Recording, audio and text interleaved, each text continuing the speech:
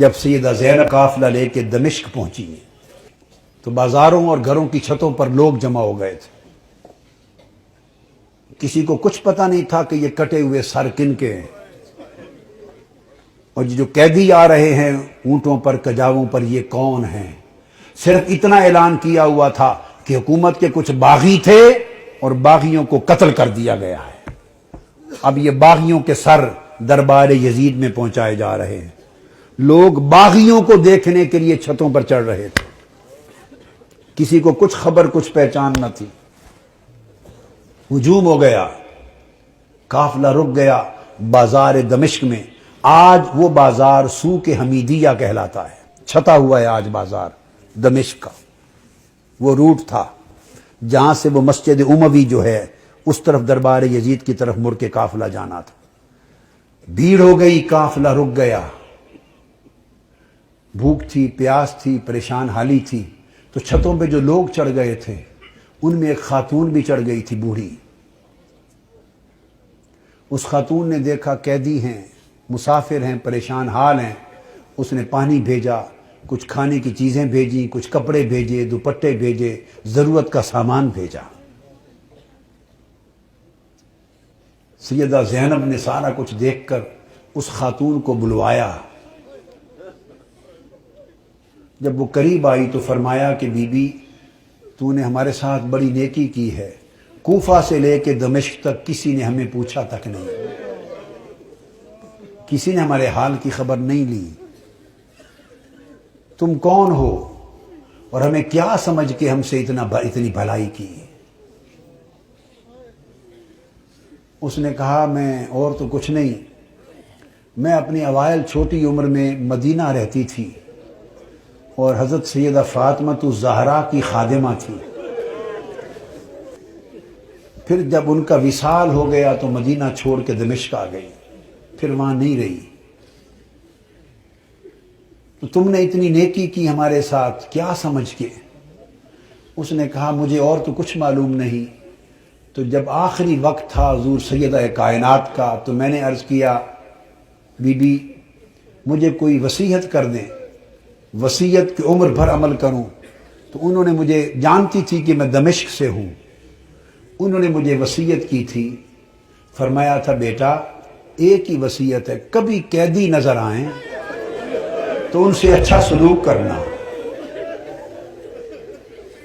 زندگی میں کبھی قیدی نظر آئیں تو ان سے اچھا سلوک کرنا. میں نے تو دیکھا ہے قیدی ہیں اور مجھے ان کی وصیت یاد آئی ہے. زندگی میں پہلی مرتبہ موقع ملا ہے تو میں نے سیدہ فاطمہ الزہرا کی، اپنی مخدومہ کی، میں نے نصیحت پہ عمل کر کے قیدی جان کے تو یہ سارا کچھ کیا ہے. سیدہ زینب رضی اللہ تعالی عنہ اور سلام اللہ علیہ فرمانے لگی اللہ تیرا بھلا کرے، تجھے اجر دے. بتا تو نے ہم سے اتنی نیکی کی، بھلائی کی، ہم تیرے لیے کیا دعا کریں، کیا صلہ دیں؟ ہم تو اس وقت خود مسافر ہیں، قیدی ہیں، لٹے ہیں، مظلوم ہیں، بے یار و مددگار ہیں، ہم تیرے لیے کیا دعا کر سکتے ہیں؟ اس نے کہا بی بی میری ایک ہی آرزو ہے عمر بھر کی، وہ دعا کر دیں. پوچھا کیا آرزو ہے؟ اس نے کہا جب میں وہاں سے چلی تھی تو سیدہ فاطمہ الزہرا رضی اللہ تعالی عنہا کے چھوٹے چھوٹے شہزادے تھے، حسن حسین اور بی بی زینب، چھوٹے معصوم بچے تھے. اب زمانہ گزر گیا، میری اس وقت سے آرزو ہے کہ کبھی مجھے حسین اور زینب کی زیارت ہو جائے. دعا کر دے کہ مجھے ان کی زیارت نصیب ہو. بی بی زینب نے فرمایا تیری دعا قبول ہو گئی. میں زینب ہوں جو قیدی ہوں، اور جس کا سر کٹا نیزے پر دیکھ رہے ہو یہ حسین ہے.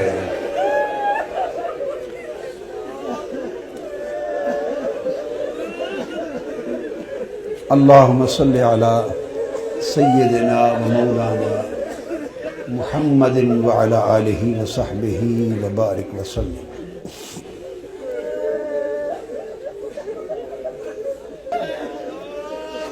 پھر سیدہ زینب قافلہ لے کر جب دربار یزید میں پہنچی ہیں تو اس بدبخت نے حکم دیا کہ یہ جو قیدی ہیں میرے سامنے پیش کیے جائیں، اور گستاخانہ انداز کے ساتھ سیدہ زینب اور سیدنا امام زین العابدین کی طرف مخاطب ہوا۔ آپ کے ساتھ وہ ضعیفہ مائی تھی جو سیدہ کائنات سیدہ فاطمہ الزہرا رضی اللہ تعالی عنہا کی خادمہ تھی، اور جنہوں نے اپنی گود میں حسن حسین اور زینب کو پالا تھا۔ ان کا نام تھا فضہ۔ ان حضرت فضہ کا مزار آج بھی دمشق کے قبرستان مقبرہ باب الصغیر میں ہے، اہل بیت اطہار کے ساتھ ہی۔ وہ ضعیف تھی، ضعیف، اس وقت بوڑھی بڑھاپے کی وجہ سے جھک گئی تھی، کمر سیدھی نہیں ہوتی تھی۔ وہ کھڑی ہو گئی جوش میں کھڑی ہو گئی اور فرمانے لگی، بدبخت یزید، تم جن کو باندیاں کہہ رہا ہے، یہ قیدی باندیاں پیش کی جائیں، خبردار، یہ دنیا اور آخرت اور کل کائنات کی مالک و وارث ہیں، تاجدار کائنات کی شہزادیاں ہیں، تمیز سے بات کر۔ یزید نے اپنے فوجیوں کو دیکھا اور کہا کہ یہ بوڑھی خاتون کون ہے جو جسارت اور بے ادبی کر رہی ہے ہمارے دربار میں، اس کی خبر لو۔ اس کے فوجی اٹھے، انہوں نے تلوار لہرائی، ڈرانے دھمکانے کے لیے بی بی فضہ رضی اللہ تعالی عنہا کو۔ بس اتنا عمل کرنے کی دیر تھی کہ خود یزید کے فوجیوں میں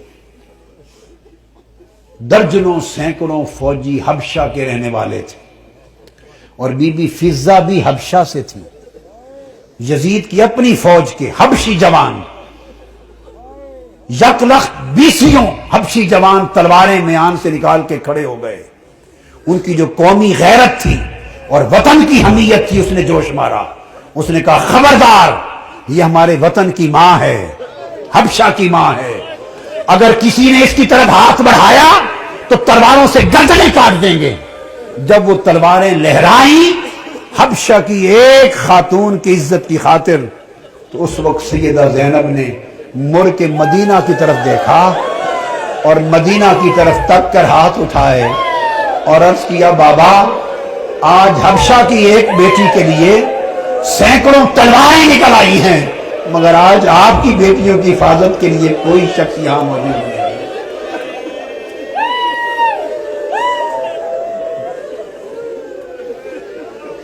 اللہم صلی علی سیدنا و مولانا محمد وعلی آلہ وصحبہ وبارک وسلم۔ الصلاة والسلام علیکہ یا سیدی یا رسول اللہ وعلی آلکہ و اصحابکہ و اہل بیتکہ یا حبیب اللہ وعلی آلکہ و اہل بیتکہ و ذریتکہ یا حبیب اللہ وما علینا الا اللہ۔